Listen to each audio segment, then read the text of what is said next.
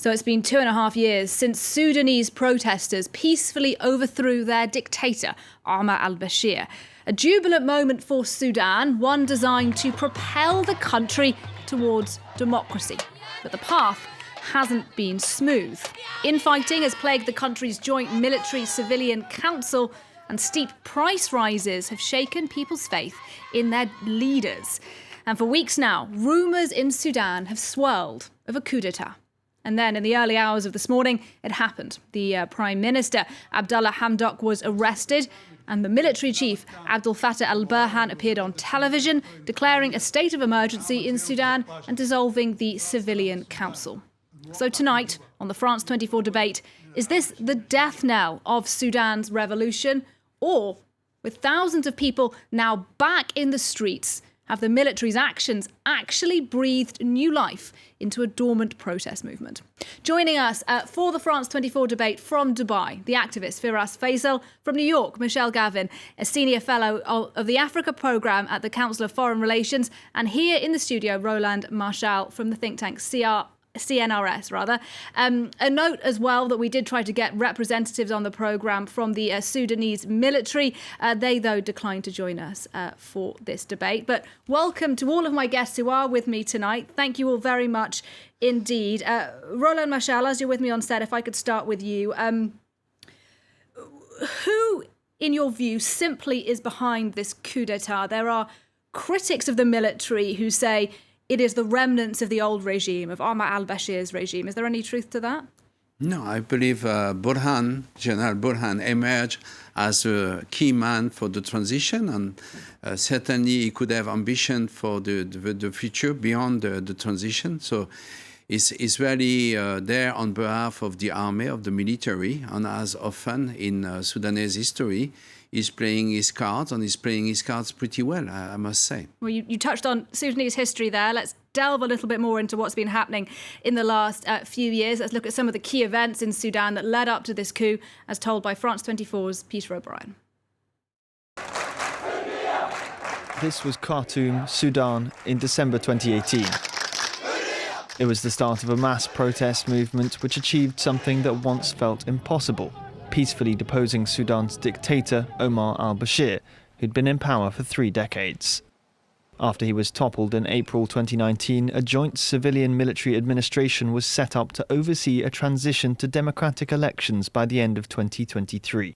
But it's been marred by division and power struggles, made worse by a failed coup attempt on September the 21st this year, which the government said was carried out by former Bashir allies. Last week, the military's supporters staged a sit-in outside the presidential palace, calling for the civilian government to be dissolved. We want the army to support the people, and the people have demands. We cannot have a transitional government that stays in power for 15 years. In a counter-protest, hundreds of thousands marched in several cities, backing the full transfer of power to civilians. We came here to support the civilian government that we chose. We reject military intervention. They are trying to harm the government. Despite the strong support for democracy on the streets, political power was shifting the other way. Forces for Freedom and Change, the main civilian bloc which led the anti-Bashir protests 2 years ago, splintered into factions, and the breakaway coalition of rebel groups and political parties aligned itself with the military. Peter O'Brien with that roundup of what we're looking at leading into the coup d'etat today. Let me bring in at this point Firas Faisal for your first thoughts from Dubai. Firas, you're an activist yourself. You were based for many years in the capital, in Khartoum. We'll come on to your personal story a little bit later on, but I want to ask you initially, just what are your thoughts today? I mean, there are some really worrying signs this evening that the crackdown on protesters may already be turning violent. There are reports that 2 people have been killed. What are your concerns? First of all, glory and eternity to our martyrs. What's happening right now in the streets is very alarming, as we've already heard reported news about 4 being murdered by the army. And there is a very violent crackdown, and I believe that it's going to be more violent in the few coming hours, because these hours are decisive. Al-Burhan has to make his decision about what he's going to do with all of these protesters on the streets. And since they've already disconnected the internet and disconnected the phone lines, these are signs that they're not planning anything peaceful. So that's very alarming for us at this point. Michelle Gavin, your initial take, if I may, what are your thoughts on the images we're seeing coming out of Khartoum? Well, certainly I share the sense of alarm and disappointment that the incredible courage shown by the Sudanese people time and again to try and insist on a government that's actually accountable to them is meeting with this kind of resistance. But I, think that the seeds of this tension have always been there in this transitional government. The military element was never particularly interested in a transition to genuine democracy. So do you think then, Michelle Gavin, that really it was almost inevitable that we would reach this point, that this military-civilian coalition was always fragile, that at some point it was inevitable that the military would try to seize greater control? Well, no, I don't think it was inevitable. I think that, wiser heads could have prevailed here. But I do think it's, what essentially a decision has been made on the part of General Burhan and the other senior military and security service leaders that they are no longer pretending, despite the rhetoric about being guardians of the transition, and no longer pretending to be in any way loyal to this, to the transitional arrangements that they signed on to any kind of serious threat to their monopoly of political power and, critically, access to economic opportunity.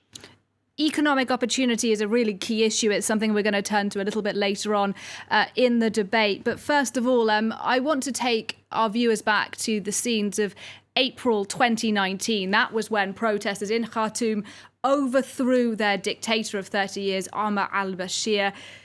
Now, that was an extraordinary moment in Sudan.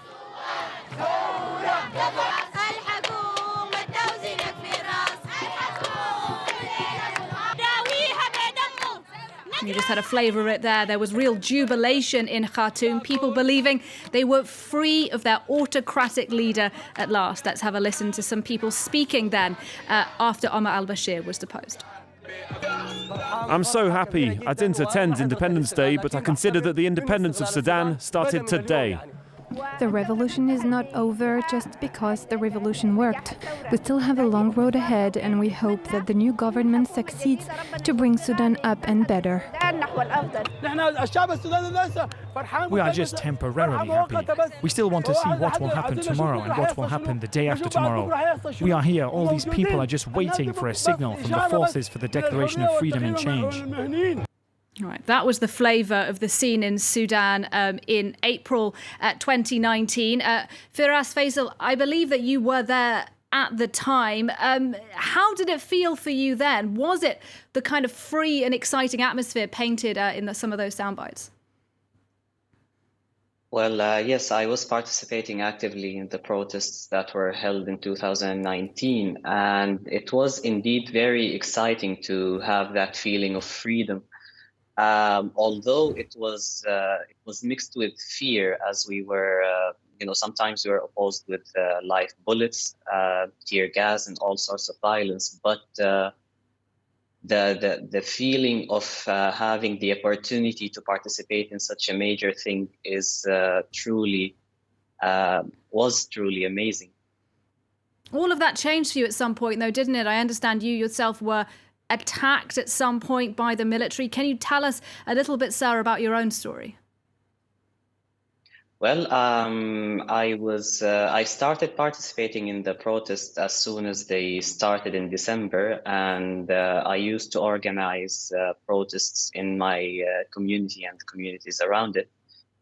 And I was very active at that time. So One day I was arrested by the military. I was interrogated, tortured. I was taken to a location where they had us like facing walls for some time, and then they just started beating us.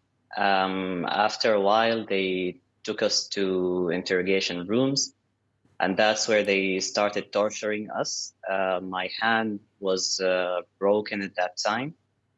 And even after I was released, I was still being harassed by individuals in the rapid support forces, or we just call them Janjaweed militias, because we don't forgive really me for cutting across you, because you're no longer in Sudan. Is that harassment the reason why you left the country? Yes, at some point it was just unbearable, and it felt unwise to stay there, because there were a lot of threats were being posed towards me. So I had to leave the country. And looking, as we all are, at the images today from Sudan, how worried are you for your fellow activists still in the country? Obviously, the internet is largely cut. Are you able to communicate with people who you were in touch with during the revolution in 2019? I am able to communicate with some of them, although it's quite hard, because not only the internet is cut, but also phone lines. People in Sudan are not able to call each other. So some people has access to internet, and I'm very, very worried about them, because as I said earlier, it doesn't seem like the generals in power right now are planning like anything peaceful, because they've already started cracking down violently on the protesters, and I think that violence is going to grow. Well, let me take that question of yours directly to the other two members of our panel. Roland Marshall, if I may, to you first. Concerns there from Firas, from a Sudanese activist, that the military is going to crack down hard on people now. From your research, your expertise in the country, is he right to be really concerned? Yes, but you have to put that in a bigger picture. What happened is not only, the fact that Bashir was put under arrest in April. From April up to June, you had demonstration against the military, because the military at that time wanted to keep power for themselves. And that the real success of the civilians came actually later in summer, where they were strong enough to impose this transition. So, which means, and why it was possible is basically because the unity of the army was in danger, and Burhan had to accept to make a deal with the civilians. So what is the situation today? We have the same military apparatus. We have 2 years where Sudanese people benefited from freedom. Of course, there is a bitter test on economic aspects, yet it's not as bad as it was under Bashir. The army is as divided as it was 2 years ago. Socially, and in the coup that happened in September, people saw just the remnant of Bashir regime. It was much more complicated than that. It was as well officers very concerned by their economic future, because before, being an officer in the Sudanese army mean a kind of golden opportunity to get his kids educated and so on. It's no more the case. So you have this debate within the army, you have these divisions within the army, you will have this very hard coercion against the demonstration, and you may have the same kind of splits that occurred in 2019. So I would say, yes, the coup happened, but the coup is not finished yet, is not a success, because still you have huge demonstration in the street, still you have a clandestine organization putting people in the street, organizing them, and you have an international community that is willing to interfere, which wasn't the case in 2019, because they were a bit hesitant about the future of all this. We'll also come to the international community a bit later on, but let me bring in Michelle Gavin on some of those points that you raised. Do you agree with what we've just been hearing, that the coup d'etat isn't quite done yet, that the people in the streets do still have some power to affect what happens next in the country? I absolutely do, because it's the people in the streets who forced the military into this transitional arrangement in the first place. So while it's true that the military really has a monopoly on the use of force, it is equally true, as we just heard, that they are not necessarily united, and they certainly don't have legitimacy. No legitimacy, Firas Faisal. I imagine that is something that you really strongly agree with. Definitely. They don't have any legitimacy. But the thing is that I think that now we have new players in the game. Some of the movements that have signed the peace agreement in Juba have also backed up the military. The divisions are there, but what I'm worried about is casualties and loss of lives that will occur during this division of the military. So I believe that we still have the chance to actually stop the coup, as it's not done yet, and the outcomes are uncertain. But I believe that there will definitely be some bloodshed on the streets. We will also be talking a little bit later on in the program about the response of the international community. But just before we take a break, Firas Faisal, what would you like to hear from powers like the United States that, at least in the past, had some influence in what happened in Sudan? Well, we're glad, we gladly welcome any support that we can get from the international community. But looking back at things, we cannot really heavily rely on that, because as you can see, there was just a meeting held with a U.S. official 2 days before, and 2 days later, a coup happened. The same thing happened when the U.S. ambassador came to headquarters when we had a sit-in there, and 4 days later there was that crackdown on the sit-in. So, despite of the international support, bad things are still happening. So I believe that we should rely more on organizing ourselves on the streets in order to stop what's happening right now. All right, Firas Faisal, thank you very much indeed, and thank you for telling us a little bit of your story as well. We're going to take a short break now on the debate. Much more still to come just after this.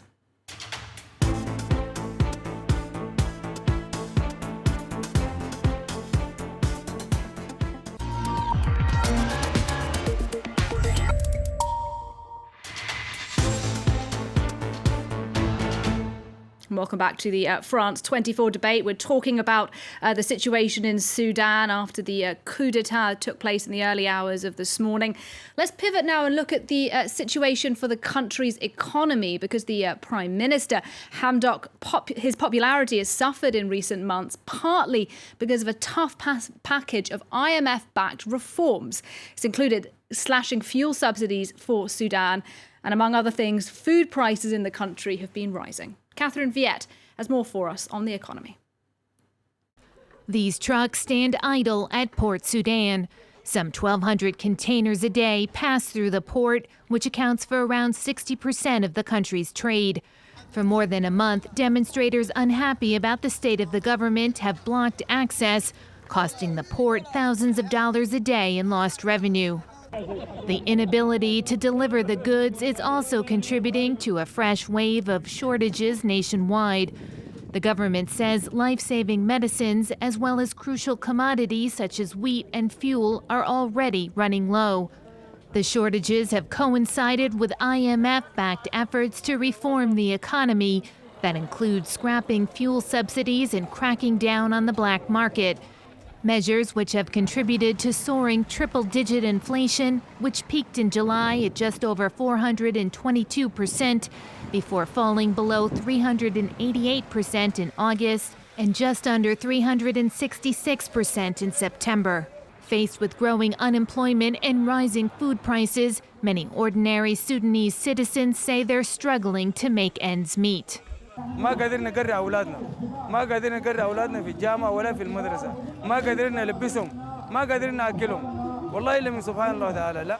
despite the lifting of U.S. sanctions and Washington committing to $377 million in humanitarian aid this year, Sudan is still grappling with the decades-long legacy of economic mismanagement under former President Omar al Bashir.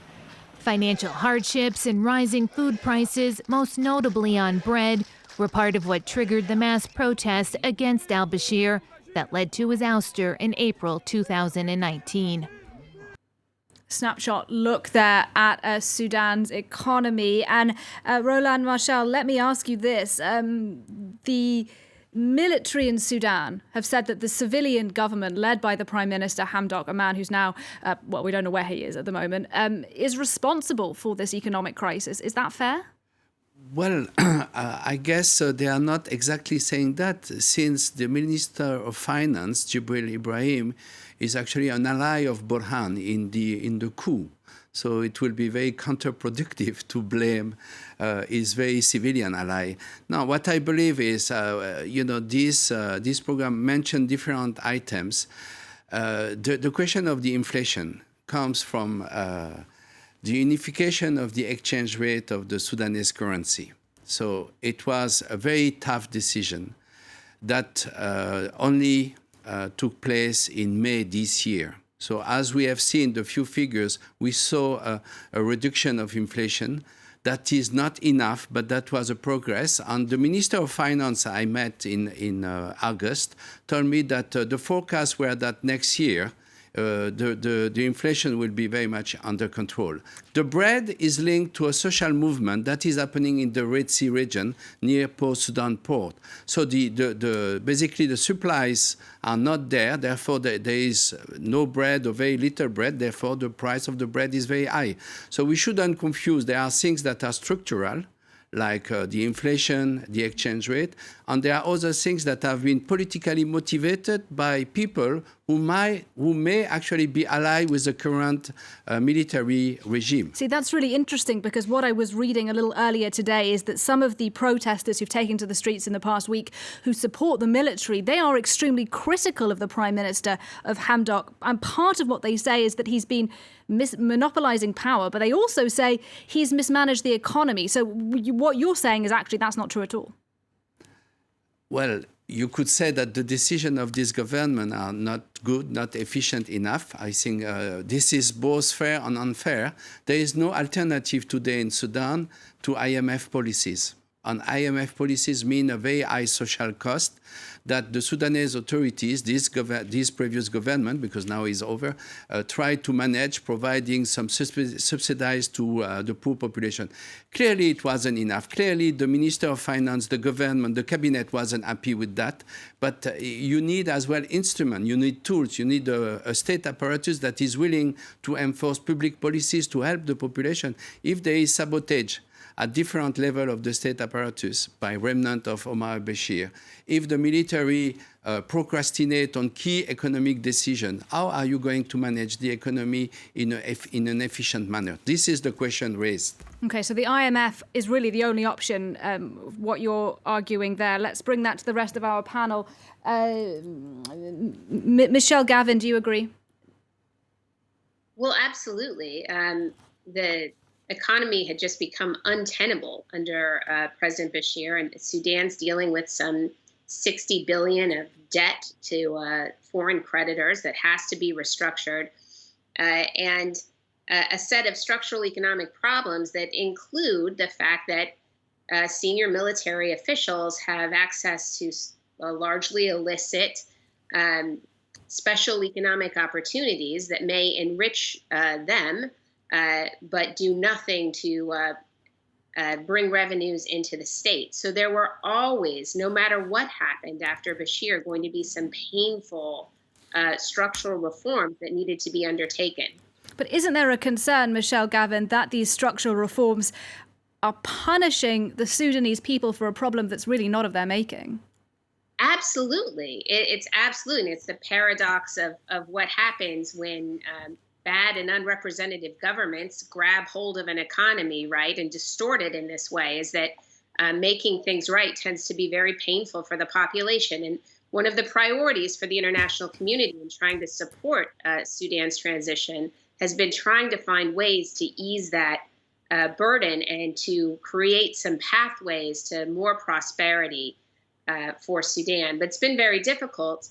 And it's notable that some of the real areas of tension in the transitional government leading up to this fissure have involved efforts to unwind some of the kind of special access economic opportunities and to, if possible, reclaim government revenues that have found their way into private hands. Firas Faisal, what's your take on the economic situation now in Sudan? Are you concerned perhaps that given this latest coup d'etat that Western aid to the country will be slashed?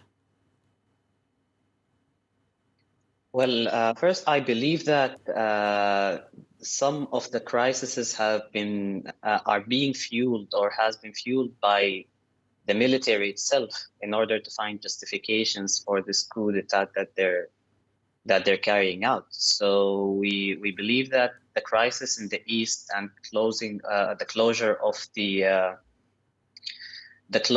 harbor has been fueled by General Burhan himself. So, and I do also believe that it's very hard to implement decisions made by the prime minister with the lack of support from these from the army and other apparatus. Go ahead, finish your thoughts, sir. Yes. So with this military coup, I think that the situation is only going to get worse, and because we do believe that the army doesn't have enough knowledge to run the economy of the country. Roland Marshall, is that true? The army just doesn't have the knowledge to sort this out? Well, for what has been happening under Omar al Bashir for 30 years, yes, the result is not very impressive. So, I believe the expectation of the people were very high. The Hamdok, the first cabinet that came out from the transition up to the Juba peace agreement with mostly Darfurian movement was maybe late. The reshuffle of the cabinet took a lot of time. So it's true that the political process is very slow compared to the expectation from the population. The question is not that we should criticize the economic policy of this government. I personally had discussion in Khartoum with many people involved in the management.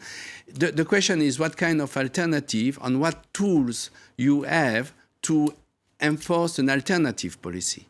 And the answers to those two questions are very difficult in Khartoum. So that's why it's very easy to blame, but it's much more difficult to build something that is more consistent, more helpful for the population. Yeah, I absolutely take your point, and let me bring in Michelle Gavin on that. What are the alternatives to IMF-styled reforms in the country? I mean, there's been some suggestion today that given this latest coup d'etat, that Gulf states like the United Arab Emirates may take a more proactive role in the financing of some of the systemic issues we're talking about in Sudan. Do you think that is likely? Well, I think that at this point, any state that rushes in with economic assistance to support this military regime that's just dissolved the transitional government and seized power is going to face the same kind of international opprobrium and potentially consequences that the military regime is. So I think it's an unappealing prospect to become the sort of financier of these coup plotters. All right. Well, we will see. Yeah, you'd like to come in, sir? Please go ahead. Actually, many observers, I was able to call Khartoum this morning. So, because still some numbers are working. And so basically what people said is Burhan did it because he went to Cairo just before 10 days. That's the rumor, isn't it? Yeah, is that true? He went to Cairo before 10 days. And of course, what we know for sure is, because it's a long-term policy, UAE, Abu Dhabi, Saudi Arabia, and Egypt are not pro-democracy regimes in Sudan. For a very long time, they have been very clear they support the military because it's clearer to talk to them. And Sisi has been extremely clear on that. They don't like this kind of, freedom of speech, freedom of expression. What does it imply for them in Egypt, in Abu Dhabi, or in Saudi Arabia?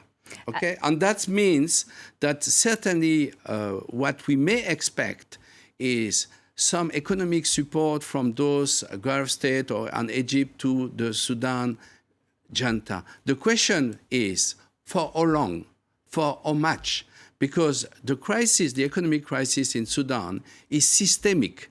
So you can't solve it by just providing 1 billion here, 1 billion there. You need a very long-term program of economic changes. You need support from IMF and World Bank. You need funds from the European Union and so on. You won't get that with a military junta. That is what came from the statements made by those different institutions today. Really interesting. I want to ask Firas Faisal how he feels about all of that. Firas, some suggestion there that Gulf states, Egypt may be more involved, at least temporarily, we're hearing, in propping up the military junta in Sudan. As an activist who fought for democratic freedom in the country, how do you feel about that? Well, I'd strongly agree with their opinions. There are regional forces that have been supporting the junta even before the start of this transitional period, and I believe that's going to keep happening. For how long, I'm not sure, but I really hope it comes to an end. All right. Well, a little earlier on, we touched upon the US role in all of this. Jeffrey Feltman, the US Special Envoy to the Horn of Africa, was in Sudan only 2 days ago trying to mediate a crisis between the military and the civilian leadership. Clearly, it didn't work particularly well. And today, on Twitter, Feltman issued this statement. He said the United States is deeply alarmed at reports of a military takeover of the transitional government. He said this would contravene the constitutional declaration and the democratic aspirations of the Sudanese people. It is utterly unacceptable, he finished there. And let me ask you then, Roland Marshall, given what we heard there from Feltman, but the fact that he was in the country just 24 or 48 hours before, it looks like the United States doesn't have much leverage with the military, does it? You know, it's true today. As I said, and this is the strength of the popular movement in Sudan. It's not a demonstration. It's not a day demonstration. It's not even a week social movement. What they have shown in the past is that for months they could demonstrate and prove to whoever is ruling that they disagree with the policy. So the question today is what the junta could put on the table to keep or to provide a kind of agreement with the demonstrations.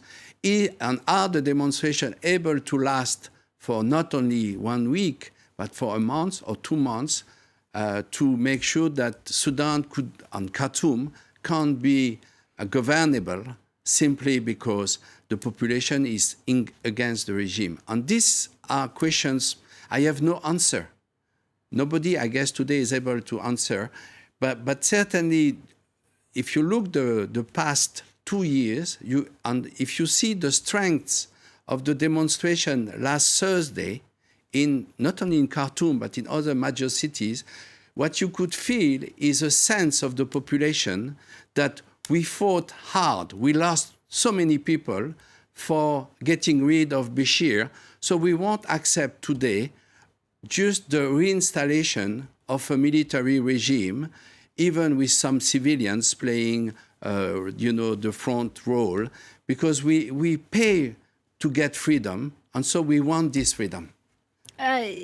Michelle Gavin, let me bring you in at this moment. You heard there what Mr. Marshall had to say.